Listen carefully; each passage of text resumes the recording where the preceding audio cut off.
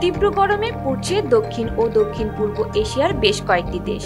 Bangladesh, Myanmar, Bharat, Philippines, Vietnam, Cambodia ও থাইল্যান্ডের তাপমাত্রা 34 ডিগ্রি সেলসিয়াস ছাড়িয়েছে। এর মধ্যেই ফিলিপাইনের একটি বড় বাঁধের পানি অনেকটাই শুকিয়ে গেছে।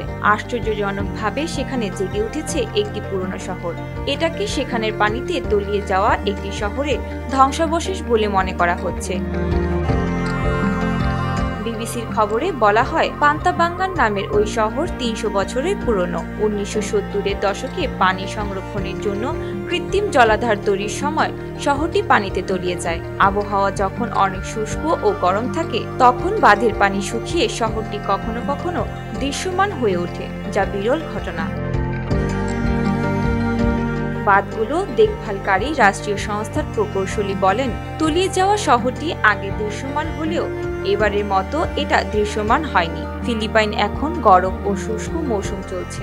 প্রশান্ত মহাসাগরের পানি অস্বাভাবিক রকমের উষ্ণতা হওয়ার প্রভাবে সেখানে গরমের তীব্রতা বেড়েছে। এতে জলাধারের পানিও শুকিয়ে যাচ্ছে। ফিলিপাইনের প্রায় অর্ধেক জায়গা এখন খরা। জয়া বণিক, নিউজ নাও 24।